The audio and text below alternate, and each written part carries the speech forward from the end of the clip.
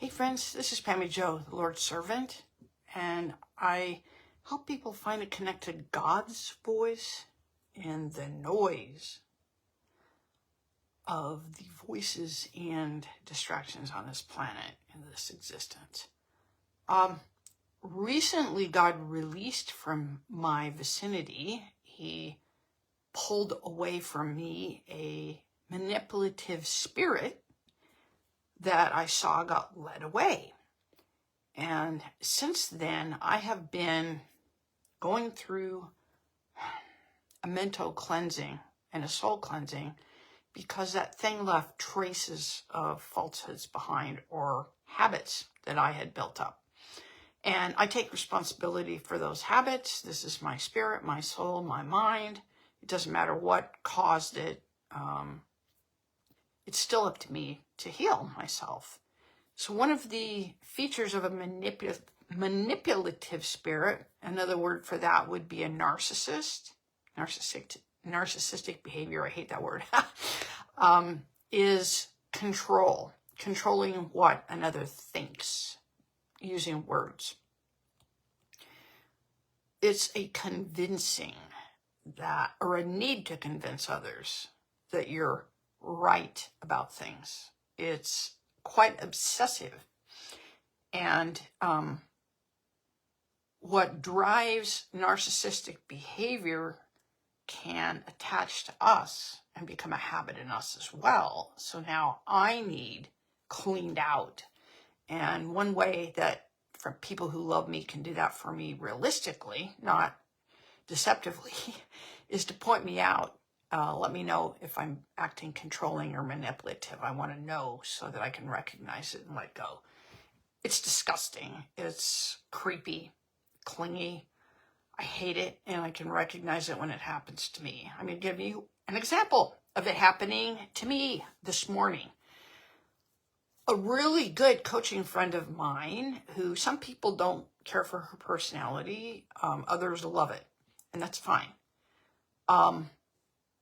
has a hate group who makes up stuff about her, and then she ends up seeing it. And so she made a little video about it not long ago, and I responded. And my response is pretty innocuous. It was just, my family and I, you've really helped us, or whatever. Anyway, I defended her, and I would. I won't argue with anyone about her, but I will defend her if I feel like it, because I have a right to speak. A person leaped on my comment, and here's how you can tell if it's a narcissist or not. They won't let it go. So what God's telling me to do is don't respond to them. And I screwed up, and I said, she made an outrageous accusation, which is actually libelous or slanderous, whatever the legal term is, about this person. And I just said, no, don't swallow everything you hear. And she came back and accused my friend of being a narcissist. So this is the trick of the manipulative ones, the fallen angels, the creepy spirits, the dark spirits, insecure people, hurt people. I've done it too. It's okay. We're all good and evil.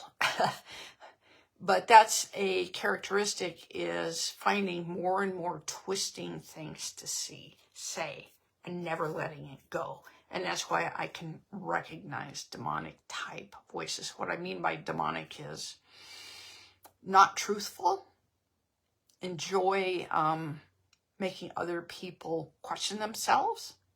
It's the basic core of narcissism is attack the person and make them question themselves and try to get them on your side. And the purpose of that is control.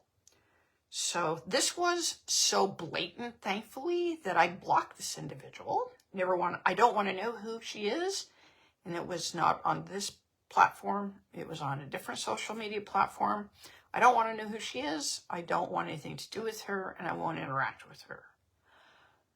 So the lesson here is that if you're around something really negative that's twisted, it attaches to you and you need to clean yourself up. I do. I'm still working on it. I'm a work in progress. I'm praying for myself. I'm praying for God to show me. I don't want it. I want nothing to do with it. I am determined to not be that way. And I'm grateful that I'm forgiven for when I act like that, and that there's hope and healing to be had. And that's what God wants for us, is healing. To use positive methods and feedback to people that helps them and helps them figure things out for themselves without controlling them or dictating anything to them. So that's what it's about.